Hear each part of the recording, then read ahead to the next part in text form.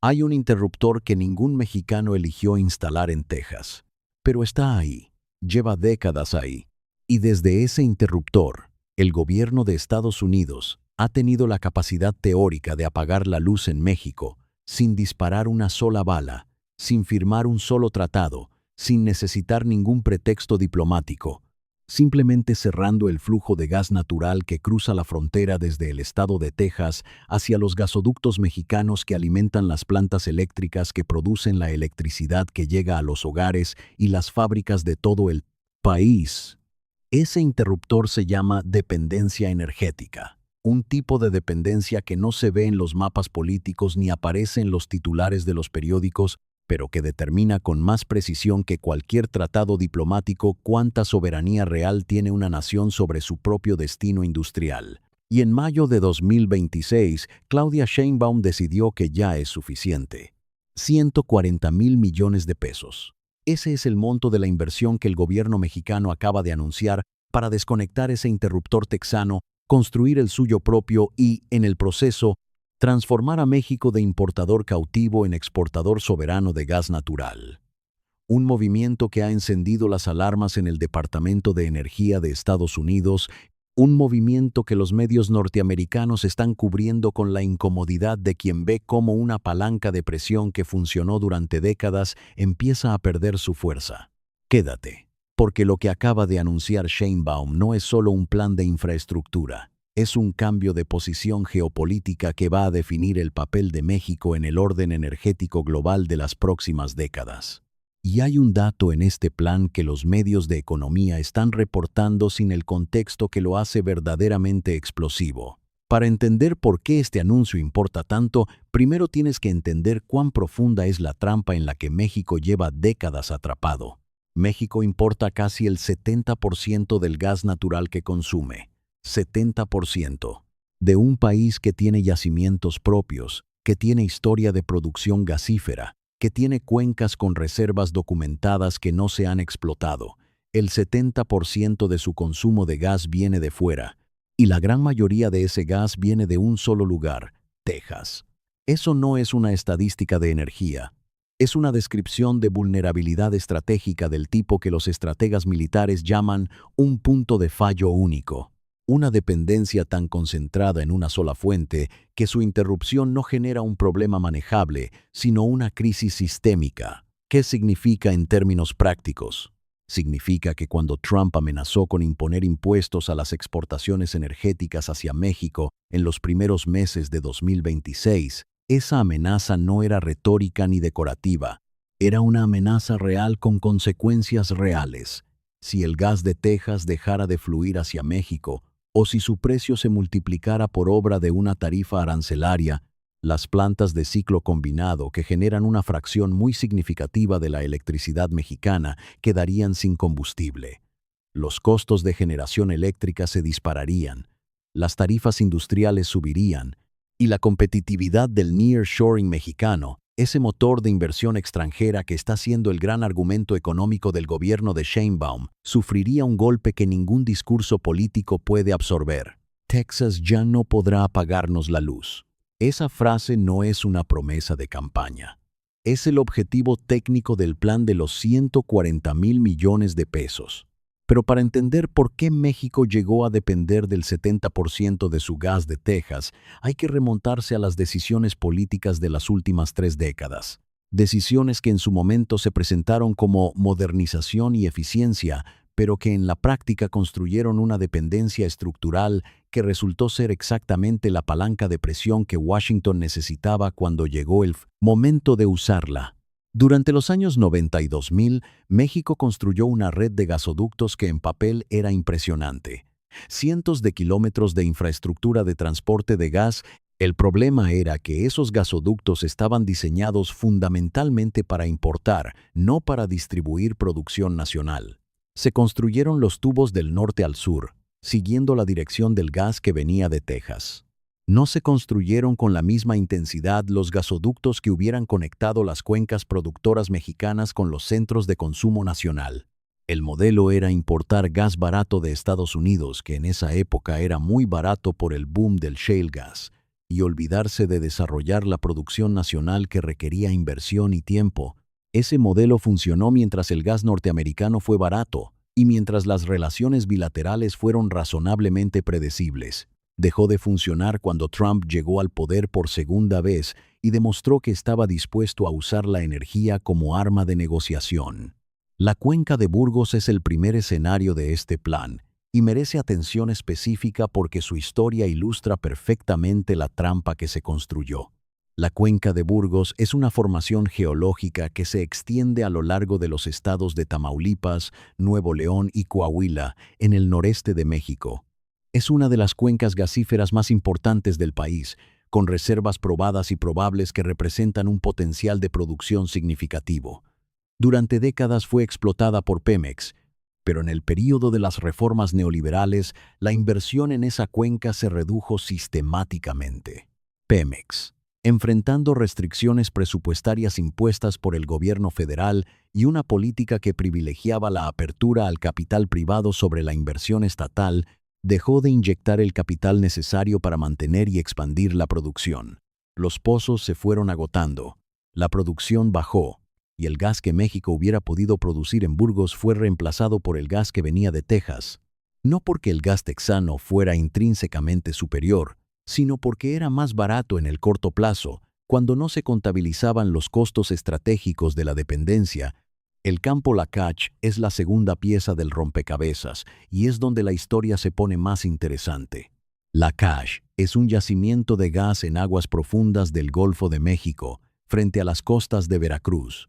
Fue descubierto y explorado por Pemex. Sus reservas son significativas y durante años fue presentado como el símbolo de la capacidad de México de desarrollar sus propios recursos gasíferos en la frontera tecnológica de la exploración en aguas profundas. Pero el proyecto se fue retrasando, primero por restricciones presupuestarias, luego por problemas técnicos, luego por cambios de administración que tenían otras prioridades, luego por la pandemia, luego por más restricciones presupuestarias. El plan de los 140,000 millones de pesos reactiva Lakach con la intención de que empiece a producir gas en un horizonte de tiempo que el gobierno ha fijado como urgente dado el contexto geopolítico. El gas de Lakach no va a reemplazar todas las importaciones de Texas de inmediato. Eso es imposible en el corto plazo, pero sí va a empezar a cambiar la proporción. Va a reducir gradualmente esa dependencia del 70% mientras el resto del plan construye la infraestructura de almacenamiento que hace que la dependencia restante sea menos peligrosa. Porque hay otro problema que el plan ataca de manera directa y que rara vez se menciona en el debate público sobre energía en México. México tiene reservas estratégicas de gas para aproximadamente 2 días. 2 días. Para entender lo que eso significa, compáralo con lo que tienen otros países que sí tomaron en serio la seguridad energética. Alemania, antes de la crisis del gas ruso de 2022, tenía reservas para meses. Estados Unidos tiene capacidad de almacenamiento para semanas. Incluso países mucho más pequeños que México tienen infraestructura de almacenamiento estratégico que les permite absorber una interrupción del suministro sin que su sistema eléctrico colapse. México, con 2 días de reservas, no puede absorber ninguna interrupción significativa. Un huracán que dañe la infraestructura de gasoductos en Texas puede dejar a México sin suministro en 48 horas. Una decisión política de Washington de restringir las exportaciones de gas puede generar una crisis energética en México en 48 horas. Una falla técnica en los puntos de interconexión fronteriza puede hacerlo también. 2 días no es resiliencia, es indefensión. Es la diferencia entre un país que puede absorber una crisis energética y uno que colapsa ante ella en menos tiempo del que necesita para convocar una reunión de gabinete de emergencia. El plan de los 140,000 millones de pesos contempla la construcción de cavernas de almacenamiento subterráneo y depósitos de gran capacidad que elevarán esas reservas estratégicas de 2 días a 30 días. 30 días de colchón energético. 30 días durante los cuales México puede resistir una interrupción del suministro externo sin que su sistema eléctrico sufra colapso, sin que las industrias se paren, sin que los hogares se queden sin gas. 30 días cambia completamente la ecuación de negociación con Washington. Con 2 días de reservas, México no puede negociar nada bajo presión energética. Tiene que ceder antes de que el problema se materialice porque cuando se materializa ya es demasiado tarde. Con 30 días de reservas, México puede sentarse a una mesa de negociación con la tranquilidad de quien sabe que tiene tiempo, que tiene margen, que no necesita aceptar la primera propuesta que llegue de Houston porque si no lo hace, la luz se va a apagar esta semana. Ese margen es poder, poder real, medido en días de autonomía, que se traduce directamente en capacidad de negociación en cualquier mesa donde el tema sea la energía, los aranceles, la migración, el TEMEC o cualquier otro asunto donde Washington haya usado históricamente la dependencia energética como argumento implícito. Y la tercera pieza del plan es la que más ha sorprendido a los analistas del sector energético norteamericano, la alianza CFE-Pemex. Durante años, la Comisión Federal de Electricidad y Petróleos Mexicanos operaron con una lógica de competencia interna que desde afuera parecía absurda, pero que desde adentro tenía su lógica burocrática y presupuestaria. CFE compraba gas en el mercado, incluyendo gas importado de Texas, para alimentar sus plantas generadoras. Pemex producía gas, pero no necesariamente se lo vendía a CFE en las mejores condiciones posibles para el sistema energético nacional. Había intermediarios, había contratos con empresas privadas, había una fragmentación del sistema que resultaba en ineficiencias costosas para el consumidor final y en vulnerabilidades estratégicas para el país. El plan de los 140,000 millones termina con esa lógica. La capacidad de extracción de Pemex se fusiona operativamente con la red de gasoductos y plantas generadoras de la CFE bajo una coordinación estratégica unificada. El objetivo es crear lo que en el reporte de planeación energética se describe como un sistema circular. El gas que Pemex extrae de Burgos y de Lakach alimenta directamente las plantas de ciclo combinado de la CFE, sin pasar por intermediarios privados, sin depender del precio spot del mercado internacional, sin estar expuesto a la volatilidad del dólar que hace que el costo de importar gas fluctúe de manera que ningún plan industrial o residencial puede anticipar. Ese sistema circular tiene implicaciones directas para las tarifas eléctricas que pagan las familias mexicanas y las empresas que han llegado al país por el nearshoring. Cuando el costo del gas que alimenta las plantas eléctricas está denominado en pesos, pagado a entidades del Estado mexicano y extraído de yacimientos nacionales, el costo de generar 1 kWh de electricidad en México se vuelve predecible, estable, independiente de lo que pase con el precio del gas natural en el mercado de futuros de Henry Hub en Luisiana, que es el mercado de referencia global para el gas natural, y que puede moverse de manera dramática por razones que no tienen nada que ver con México ni con sus necesidades energéticas.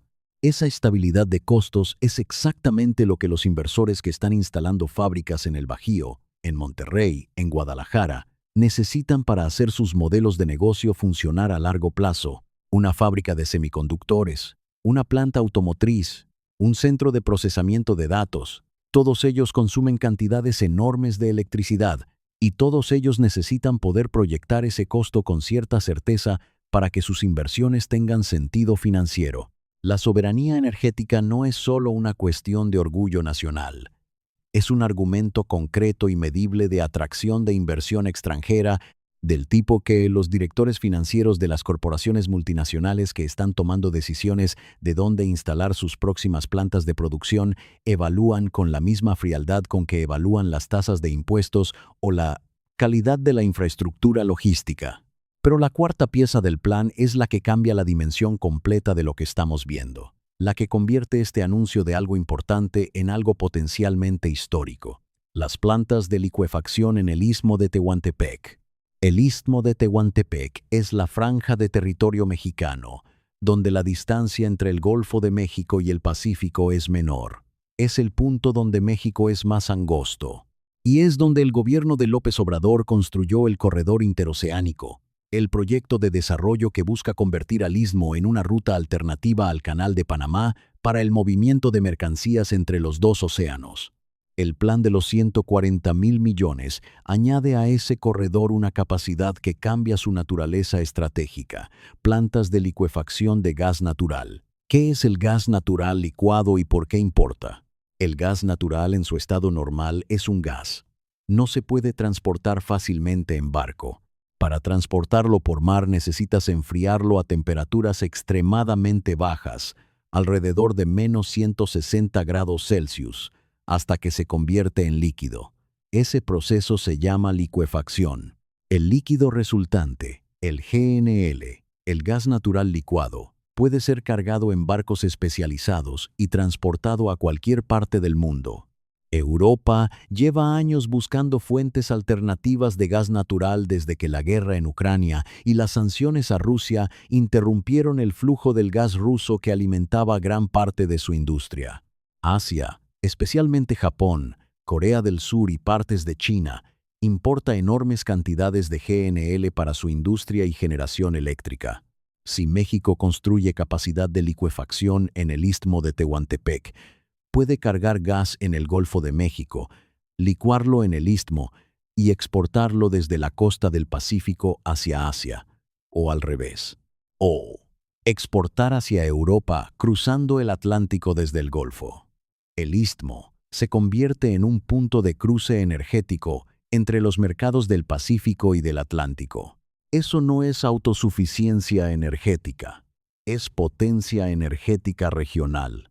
Cuando México deja de comprarle gas a Texas y empieza a venderle gas licuado al mundo, la posición que ocupaba en el mapa energético global cambia de manera fundamental. Ya no es el cliente que depende del proveedor, es el proveedor que tiene múltiples clientes. Esa inversión de posición es exactamente lo que tiene al Departamento de Energía de Estados Unidos calculando escenarios que hace 2 años no necesitaban calcular. ¿Qué significa para Texas perder parte del mercado mexicano de gas? Texas produce enormes cantidades de gas natural, mucho más de lo que consume. Las exportaciones a México son una fuente de ingresos significativa para el sector energético texano. Si México desarrolla su producción nacional y reduce sus importaciones del 70% a, digamos, el 40% en 5 años, eso es un volumen de exportación que Texas tiene que redirigir a otros mercados en un mundo donde la competencia por los mercados de gas también se está intensificando. Trump usó la amenaza energética contra México como palanca de negociación. Esa palanca tiene un nombre: dependencia. Y cuando la dependencia se reduce, la palanca pierde fuerza. No desaparece de inmediato. El plan de los 140.000 millones es un plan de 10-15 años. La autosuficiencia completa no llega en 2 años. Los yacimientos de Burgos necesitan inversión sostenida durante años para recuperar su potencial productivo. La cacha en aguas profundas es tecnológicamente complejo y los plazos de desarrollo en esos ambientes siempre son más largos de lo que los planes optimistas proyectan. Las plantas de licuefacción del istmo requieren contratos de largo plazo con compradores internacionales antes de que tengan sentido financiero construirlas. Todo eso es real, pero la dirección es la que importa en geopolítica, no el destino inmediato. La dirección que México está tomando con este plan es inequívoca: de dependiente a soberano, de importador a exportador, de cliente cautivo a potencia energética regional.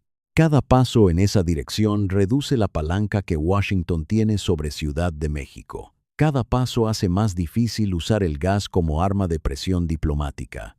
Cada paso acerca a México al tipo de autonomía estratégica que los países que quieren sentarse en las mesas donde se toman las decisiones globales necesitan demostrar que tienen. Quien controla el gas controla la industria. Esa frase no es retórica, es una descripción técnica de la economía moderna. El gas natural es el combustible que alimenta las plantas eléctricas que generan la electricidad que mueve las fábricas que producen los bienes que crean el empleo que sostiene el nivel de vida de una nación. Cuando ese combustible depende de otro país, la soberanía industrial de tu nación depende también de ese otro país en última instancia. Sheinbaum está recuperando la llave que enciende las fábricas y los hogares de México, no en un discurso, en 140.000 millones de pesos de inversión concreta en infraestructura que va a tardar años en construirse, pero que cuando esté terminada va a cambiar la posición de México en el mapa energético global de manera que será muy difícil revertir. Ya no se trata de pedirle permiso a Houston para tener luz. Se trata de un México que produce su propia energía, que la almacena con suficiente resiliencia para resistir presiones externas, que la exporta al mundo con la infraestructura del Istmo de Tehuantepec y que usa esa posición para negociar desde la fortaleza en lugar de desde la dependencia. ¿Logrará el plan ejecutarse en los plazos proyectados, considerando que la CACH y Burgos han tenido retrasos que ninguna administración anterior superó? ¿Encontrará México los socios internacionales para construir las plantas de licuefacción del Istmo sin depender del capital norteamericano? ¿Y qué hará Washington cuando esa palanca energética ya no funcione? Pero hay una dimensión adicional de este plan que los análisis técnicos tienden a pasar por alto. La dimensión psicológica de la dependencia. Cuando un país lleva décadas importando el 70% de un recurso energético de un solo vecino, esa dependencia no solo afecta los balances comerciales, afecta la manera en que los funcionarios piensan cuando toman decisiones, afecta el cálculo implícito de qué es posible en la relación bilateral. Crea una estructura de incentivos que premia la prudencia frente a Washington y penaliza cualquier postura confrontacional, porque los costos incluyen siempre esa amenaza energética latente que nadie menciona en voz alta. Sheinbaum lo conoce. Y la decisión de destinar 140.000 millones de pesos a la independencia energética es también la decisión de eliminar ese factor de la ecuación de todas las negociaciones futuras con Washington. Cuando ya no exista ese interruptor en Texas, el cálculo de qué posturas son sostenibles en la relación bilateral va a cambiar, no de manera instantánea, de manera gradual, hasta que alguien en Washington se dé cuenta de que la palanca energética ya no está donde solía estar. Ese día todavía no ha llegado, pero el plan de los 140.000 millones es el primer paso real hacia ese día. En este canal te vamos a seguir informando de todo lo que los medios no te cuentan completo. Si crees que esta información merece llegar a más mexicanos y latinoamericanos, comparte este video. Comenta qué piensas. ¿Crees que México puede realmente ejecutar este plan? ¿O la dependencia energética es demasiado profunda para revertirla en una sola administración? El debate está abierto. Suscríbete. Todo esto apenas ha empezado. El poder real está cambiando.